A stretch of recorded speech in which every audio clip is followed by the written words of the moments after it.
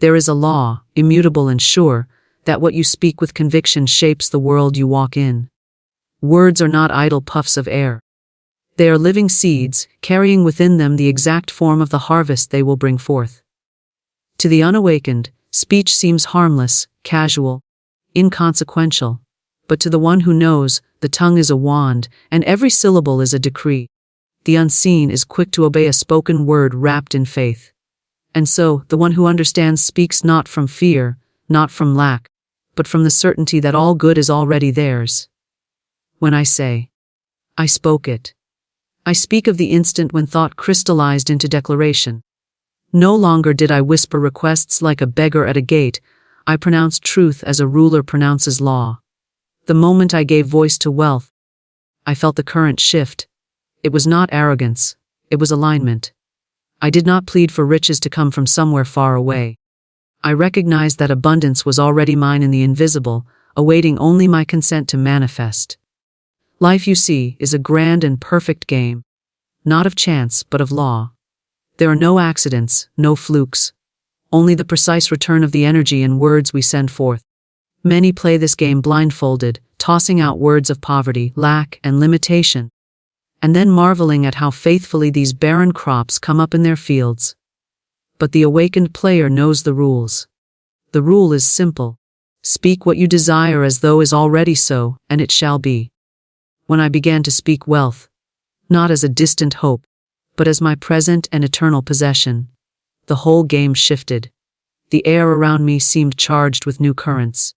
Opportunities I once overlooked became radiant pathways. People appeared with keys I didn't know I needed. The very atmosphere rearranged itself to honor my declaration.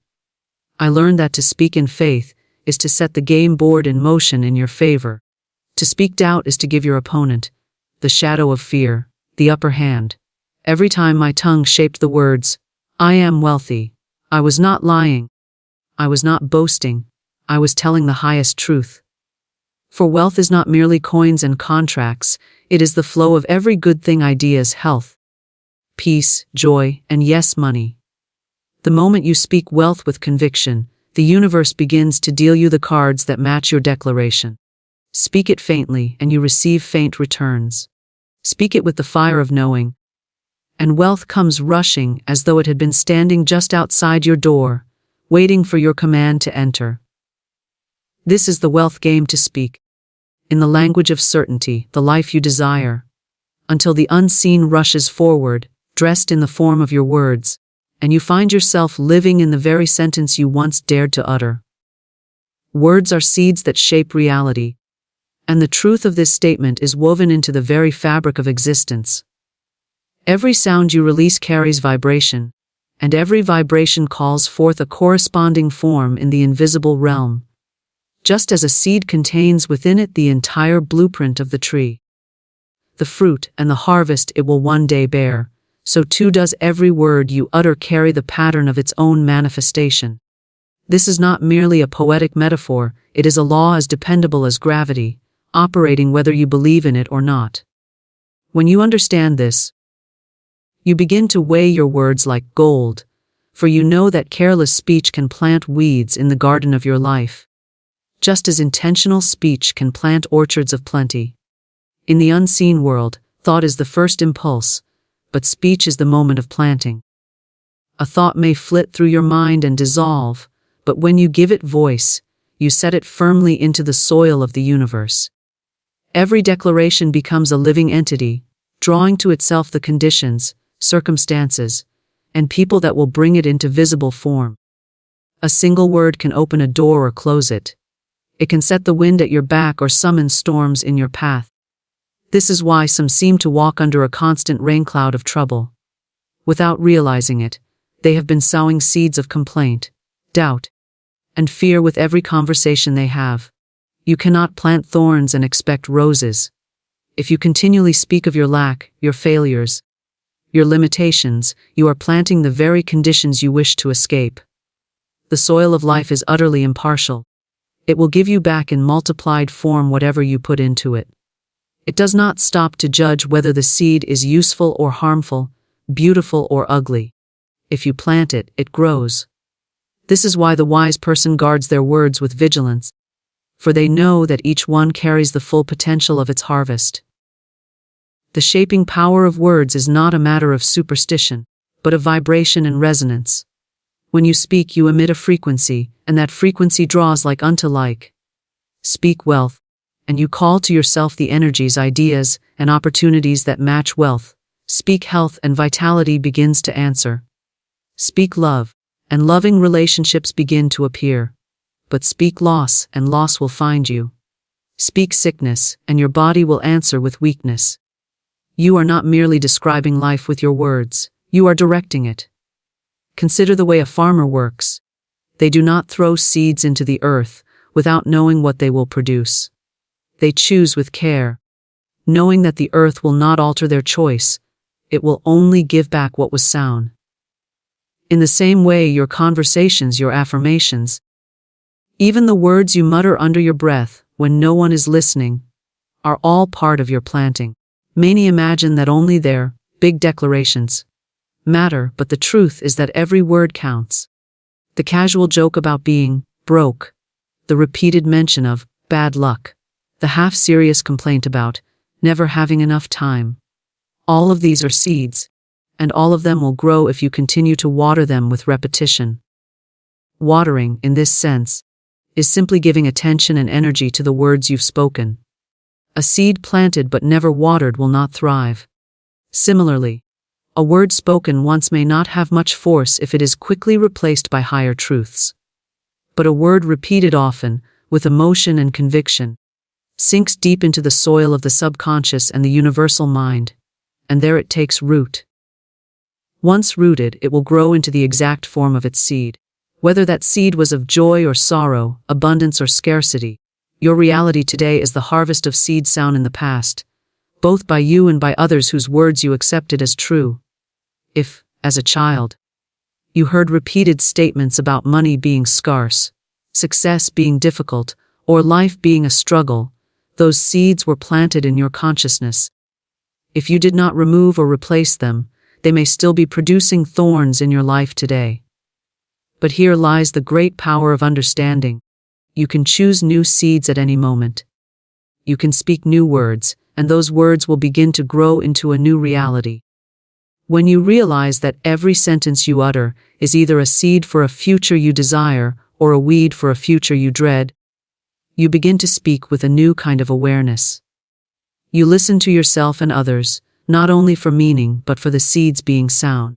You notice when someone says, "I can't afford that," or "Nothing ever works out for me," and you understand that they are planting future experiences to match those exact words. You may even feel the urge to gently redirect them, or yourself, toward statements that plant better seeds. The reason words are so powerful is that they work on two levels at once. They program your own mind, and they send a signal to the world beyond you. When you speak a word, your subconscious accepts it as a command and begins to seek ways to make it true. At the same time, the energy of that word moves outward into the universal field, calling forth conditions and events to match its vibration. This is why a person who constantly talks about misfortune often experiences more of it. They have trained both their inner and outer worlds to align with that pattern. The shaping power of words does not require dramatic declarations or forceful speech. Whispered words carry the same creative charge as shouted ones, provided they are spoken with belief. Even a thought, when repeated silently but consistently, can have the same effect, for thought is simply unspoken speech. Yet spoken words hold a special potency because they involve the physical body, the breath, and the vibration of sound, making them a more tangible and direct act of creation. If you were to treat your words as a gardener treats precious seeds, you would speak only what you are willing to see grow in your life. You would stop rehearsing old injuries, stop complaining about present circumstances, and stop speaking about things you do not wish to experience again.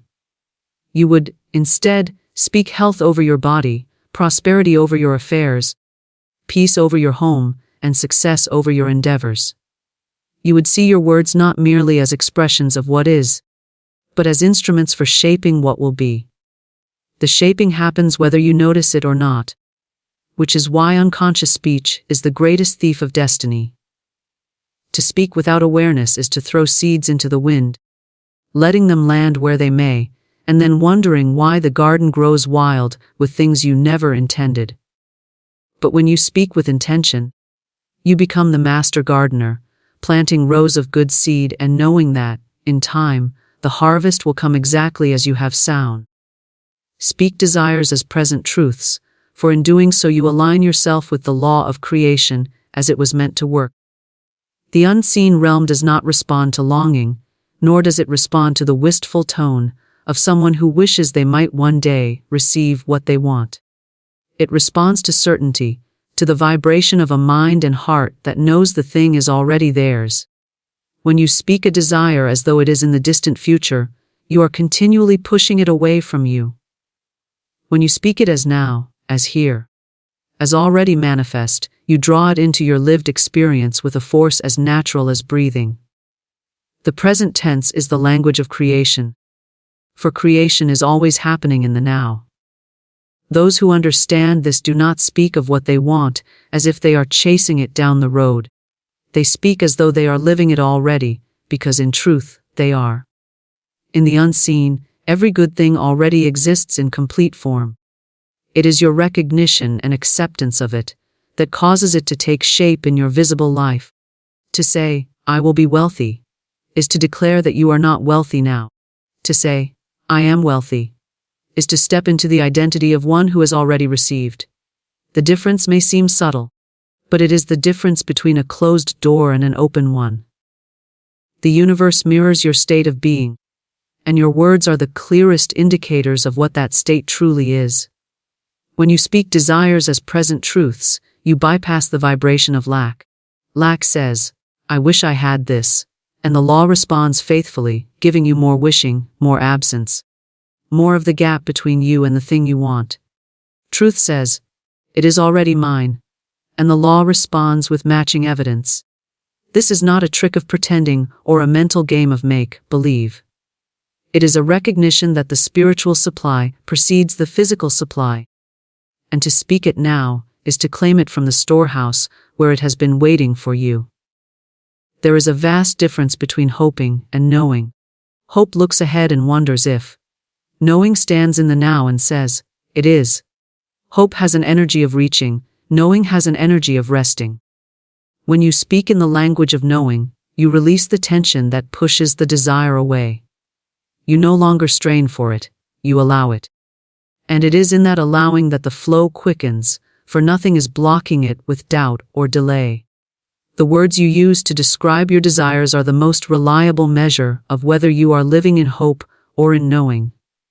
Listen closely to yourself. Do you say, one day I will have my dream home? That is a seed of postponement. Do you say, I am living in my dream home? That is a seed of manifestation. Even if you are physically standing in a different house, you are spiritually claiming your place in the one that is yours, and that claim is what makes it possible for the two to become one. The mind will sometimes rebel against this practice, for it has been trained to equate the visible with the real. It will argue, how can I say I am wealthy when my bank account says otherwise? But here is the key: the visible is the shadow, not the source.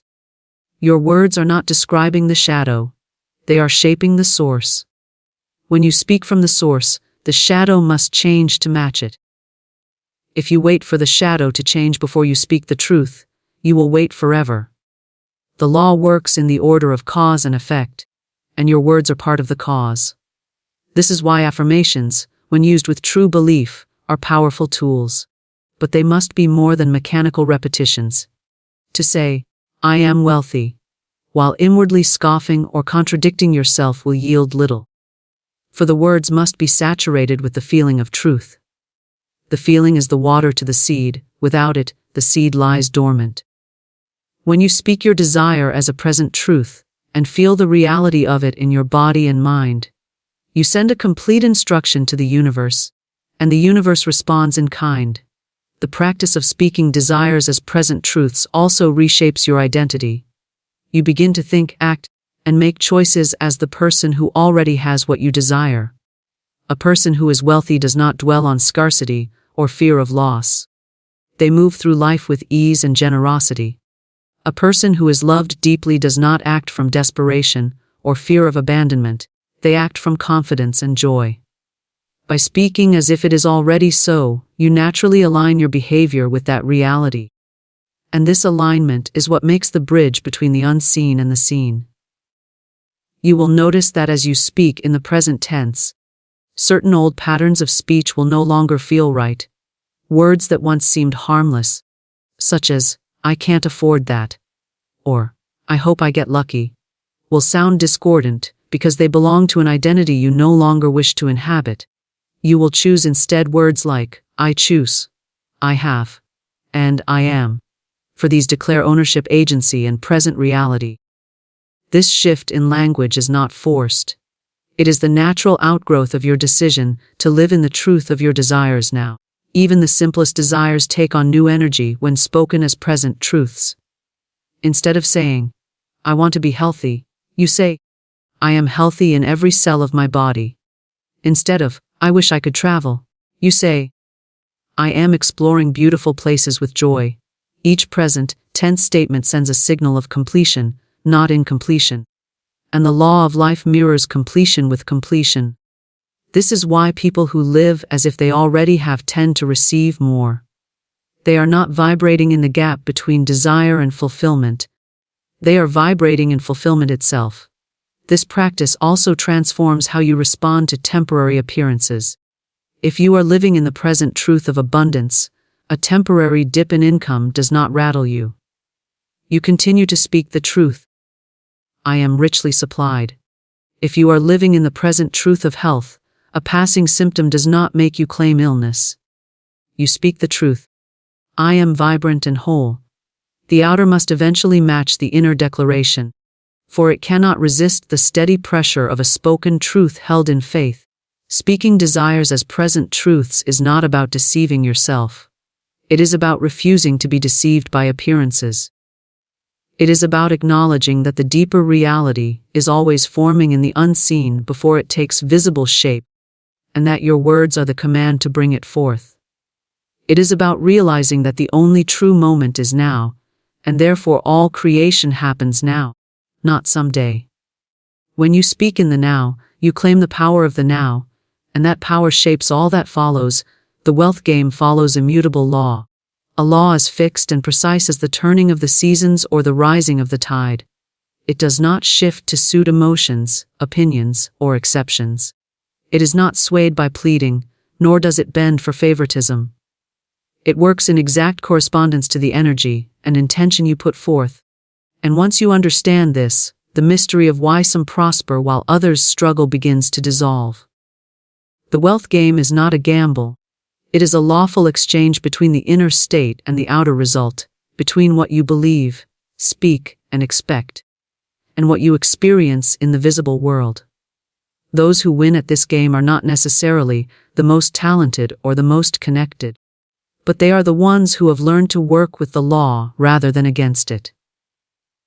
This law has been operating since before you drew your first breath, and it will continue long after you have left this particular life. It governs every transaction, every opportunity, every flow of resources. To ignore it is to live at the mercy of circumstances. To align with it is to step into a position of mastery. The alignment begins with knowing that wealth, true wealth, originates within. Outer money, possessions, and opportunities are simply the shadows cast by your inner state. The law mirrors what you hold as reality, not what you wish were reality.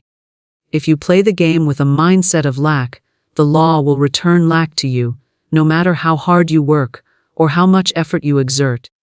If you play it with the consciousness of abundance, the law will return abundance, often with an ease that defies logic. In this game, there is no room for randomness. Every result has a cause, and the cause always begins in the invisible realm. Your beliefs, words, and emotional states are the opening moves. They set the pieces in motion long before you see anything take shape. Just as gravity does not suspend itself because you forgot it was there, The law of wealth does not pause simply because you are unaware of how it works. It keeps responding to the instructions you give it. And those instructions are given in the form of your dominant thoughts, the tone of your speech, and the images you hold in mind. The immutable nature of the law is both the greatest comfort and the sternest challenge. It means you cannot be left out of abundance by accident, nor can anyone else block it from you if you are aligned with it. But it also means you cannot bypass the work of changing your inner state. The law will not grant wealth to a mind steeped in poverty thinking, no matter how noble the cause or how earnest the desire. It only gives you what you have claimed within yourself as already yours. This is why the game is won in the mind long before it is won in the bank account. To play this game well, you must release the illusion that wealth is a matter of luck or timing. Luck is simply another name for alignment with the law, and timing is the unfolding of results that match your inner state. You can accelerate or delay that timing based on the consistency of your alignment. A mind that shifts between abundance and lack, that speaks prosperity one day and limitation the next, sends conflicting instructions. And the law simply returns that confusion in the form of mixed results. A mind that holds steady in abundance, regardless of outer appearances, sends a clear and unwavering signal, and the law delivers with precision. The law does not concern itself with the form wealth takes. It concerns itself with the vibration behind it. You may expect money to come through one channel, but if that channel is blocked, the law will open another. If you have truly aligned with abundance, the specific route does not matter, for the flow will find you. This is why those who understand the game do not limit themselves to thinking wealth can only arrive in the form of a paycheck, a client, or a single investment. They remain open to infinite possibilities, knowing the law can arrange circumstances in ways the rational mind cannot foresee. One of the most misunderstood aspects of this law is that it does not require struggle to deliver results. Struggle is often a sign of playing against the law, of trying to force outcomes through sheer effort while carrying beliefs that contradict the desired result. Effort aligned with the law feels purposeful and energizing, not exhausting and futile. When you work in harmony with it, there is a sense of being carried along, as though the current is helping you instead of resisting you. This does not mean that challenges will never arise, but it does mean that solutions and opportunities will present themselves naturally, without the sense of grinding against an unyielding wall. The wealth game also requires the understanding that giving and receiving are inseparable. The law is based on circulation. Just as water stagnates when it does not flow, so too does wealth. If you hoard from fear, you signal lack to the law, and the flow constricts. If you give freely from a place of abundance, you signal trust in the endless supply, and the law returns that trust with increase. Giving does not always mean handing over money.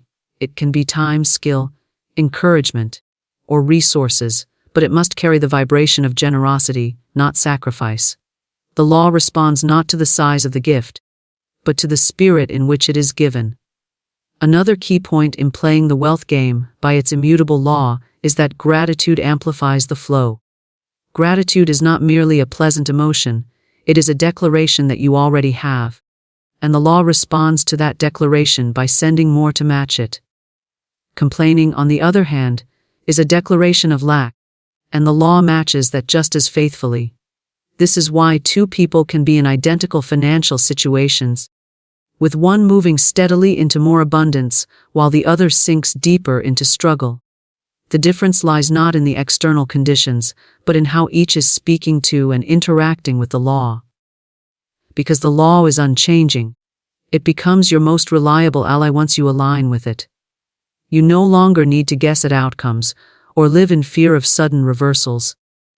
For you know that as long as your inner state remains in harmony with abundance, the outer will inevitably reflect it. This stability allows you to act from confidence rather than desperation, to make decisions based on vision rather than fear. You begin to see opportunities where others see obstacles, because your inner alignment causes you to interpret events differently. In the wealth game, the immutable law is not something to manipulate or outwit, it is something to understand and cooperate with. You win not by overpowering it, but by working with it, just as a sailor works with the wind instead of fighting it. You study its patterns, you adjust your sails to match its direction, and you allow it to carry you toward your destination. When you understand this, the sense of life being a random struggle begins to fade, replaced by the awareness that you are engaged in a precise and elegant system where your role is to set the inner tone and let the law do its perfect work. Faith-filled speech activates abundance because it carries the force of certainty, the energy that moves unseen substance into visible form. Words alone, without belief, are like seeds scattered on stone. They do not take root. But words infused with faith carry the full blueprint of the desired reality, and they find their place in the fertile soil of the universal mind. Faith is not a vague hope or a timid wish. It is the knowing that what you declare is already true in essence, even if your physical eyes have yet to see it. When such knowing fills your words, they become commands rather than requests, and the universe responds with precision to fulfill them. This is why two people can speak the same affirmation with very different results. One repeats the words mechanically, unsure if they will work, secretly bracing for disappointment. The other speaks them as a living truth, with the same calm assurance they would have in describing the sun rising tomorrow. The difference is not in the arrangement of syllables, but in the vibration carried within them. The law of life answers the vibration, not the sound. When your speech carries faith, it carries a frequency that draws matching circumstances into your experience. Faith-filled speech also bypasses the inner resistance that often blocks manifestation. Doubt sends a mixed signal. One moment it asks for abundance, and the next it questions whether abundance is possible. This inconsistency confuses the creative process, producing delayed or partial results. Faith, however, holds steady. It does not waver based on temporary appearances. When you speak from faith, you do so with the quiet conviction that the outer world is in the process of rearranging itself to match your words, and you are unmoved by the time it takes for that rearrangement to become visible. There is a direct link between what you believe about your power to create and the words you choose to speak. If you believe you are at the mercy of chance or luck, your speech will carry uncertainty, even if you try to hide it behind positive phrases. But if you believe you are an active participant in shaping your reality through the law of cause and effect, your words will naturally carry the tone of authority. That authority is what makes faith-filled speech so potent. It does not beg, it declares. It does not plead for conditions to change. It announces the change as already present in the unseen. Faith-filled speech also activates abundance because it shifts your state of being instantly. When you speak with conviction, you step into the mental and emotional posture of someone who already has what they desire. You cannot say with true faith, "I am richly supplied," without feeling the corresponding expansion in your body and mind. This shift in state is crucial, for abundance flows to a consciousness that matches its vibration. By speaking in faith, you match that vibration now, rather than postponing it until after the evidence appears. This practice becomes most powerful when circumstances seem to contradict your words. It is easy to speak abundance when the bank account is full and opportunities are flowing. But when the outer world shows lack, the temptation is to speak lack as well. The one who understands the creative process resists this temptation and continues to speak abundance with unwavering faith. In doing so, they refuse to be hypnotized by appearances, and instead give their allegiance to the reality they are creating. The law responds to the reality you give energy to, not the one you passively observe. Faith-filled speech requires imagination, for you must speak of what you do not yet see as if it were already here. This is not self-deception but self-direction. You are instructing your subconscious mind and the universal law to bring forth what you have pictured. Imagination feeds the feeling behind the words, and the feeling gives them life. Without feeling, words are like hollow shells. With feeling, they become living seeds. Faith naturally generates feeling because it is rooted in the certainty that your declaration is aligned with truth. When you speak in faith, you also reprogram the patterns of your own mind. Old habits of thought, those that insist on caution, doubt, or fear, begin to dissolve in the presence of steady, confident declarations. The more you hear yourself affirm abundance with conviction, the more your subconscious accepts it as fact. This inner acceptance is the turning point, for once your subconscious is convinced, it begins to operate in harmony with your spoken word, guiding your actions, decisions, and perceptions toward the fulfillment of your declaration. Faith-filled speech changes the way you interact with opportunities. A person who doubts their worthiness or doubts the availability of abundance might fail to recognize or act on openings when they appear. But one who has been speaking abundance in faith is primed to see every sign of it, to act boldly, and to step into the flow without hesitation. The words you have spoken have not only called abundance to you, they have prepared you to receive it. It is important to understand that faith-filled speech is not about forcing belief through sheer willpower. It is about cultivating a sense of inner certainty through repeated alignment with the truth you are declaring. At first, the words may feel unfamiliar or even uncomfortable if they contradict long-held beliefs. But as you persist, pairing them with the mental image and feeling of fulfillment, they begin to feel natural. Soon, they are not something you must remind yourself to say. They rise from within you as the most natural expression of your state of being. The act of speaking in faith also engages the body, which adds another layer of power to the process. The tone of your voice, the rhythm of your breath, the way your chest opens as you declare your truth. All of these send signals to your nervous system that you are in a state of safety and power. This physical alignment with your words further reinforces the vibration of abundance, making it easier for your whole being to sustain that frequency. Faith-filled speech has a cumulative effect. A single declaration may plant a seed, but repeated declarations, each spoken with conviction, create a field of energy so strong that it begins to override contradictory patterns. Just as a river carves a new channel over time, steady faith-filled speech carves new pathways in your consciousness, making abundance your default state. And because the outer world mirrors your inner state, the visible results begin to reflect this shift with increasing clarity and speed. The most remarkable aspect of faith-filled speech is that it not only attracts abundance, but also transforms your relationship with it. Instead of chasing wealth out of fear of scarcity, you speak it into being from a place of knowing that supply is endless and always available. This dissolves the grasping, anxious energy that repels what you want and replaces it with a calm, magnetic presence that draws it naturally. Faith-filled speech is both the signal you send out and the state you step into, and in that alignment, abundance has no choice but to respond. Filled speech attracts lack because it declares, with every word, that what you desire is uncertain, unlikely, or unavailable. Just as faith-filled speech aligns with abundance, doubt-filled speech aligns with scarcity. The law of creation responds without judgment, giving form to the vibration carried in your words, whether that vibration is one of trust or one of fear. When you speak from doubt, you plant seeds that cannot produce a rich harvest, for they are infused with the energy of absence rather than presence.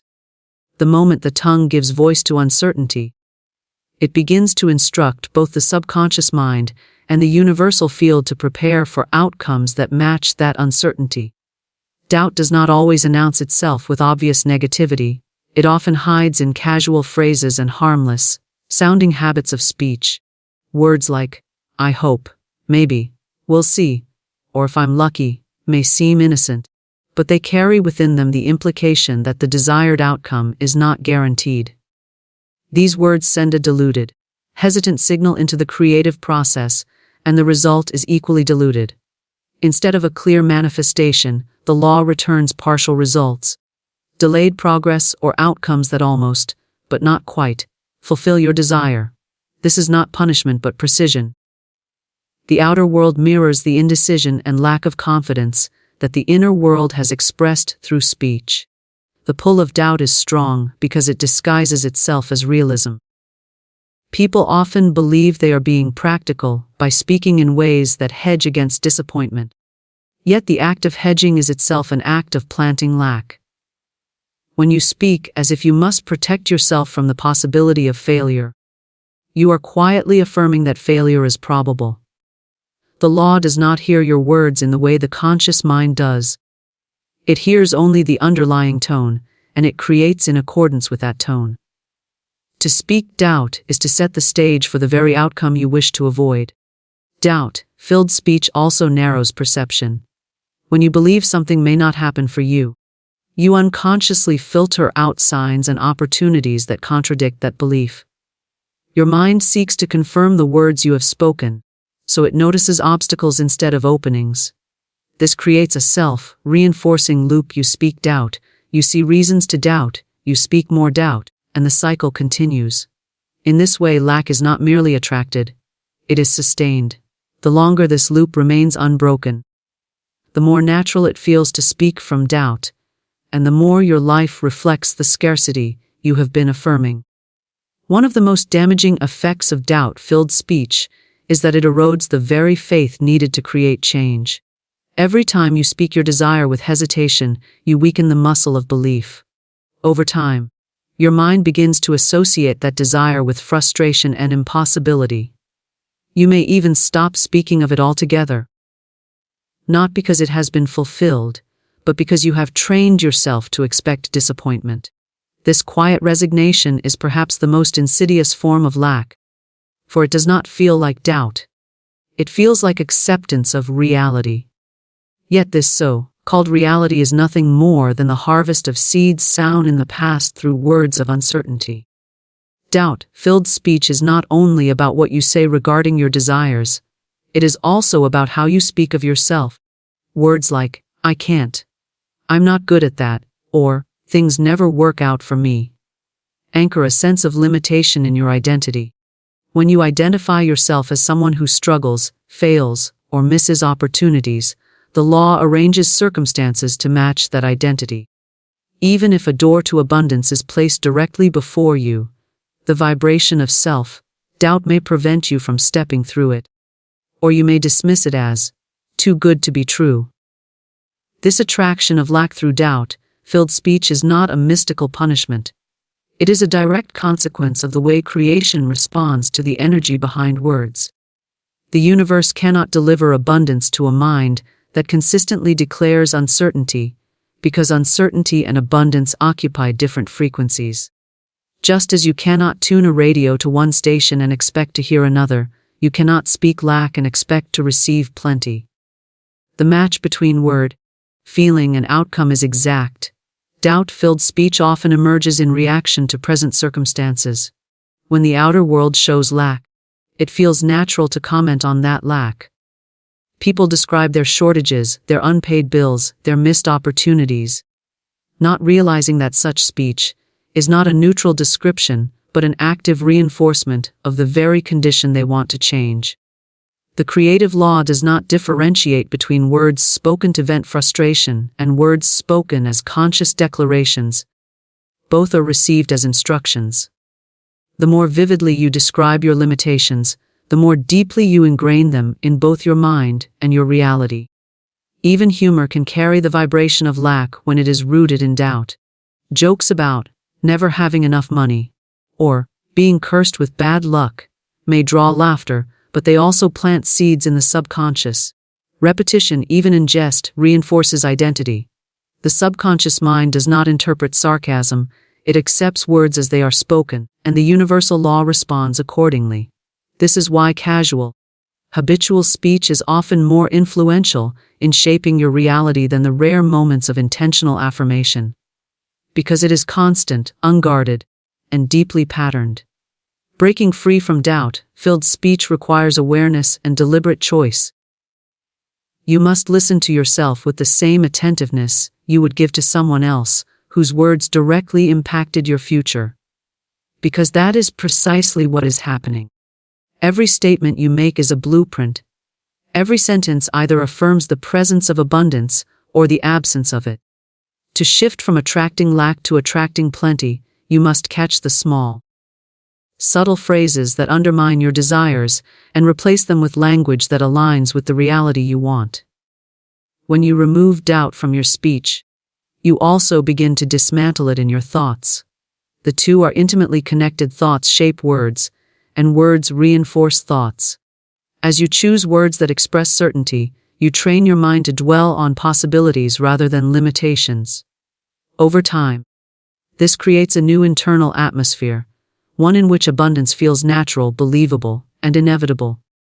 Once that atmosphere is established, the outer world begins to reflect it with increasing clarity.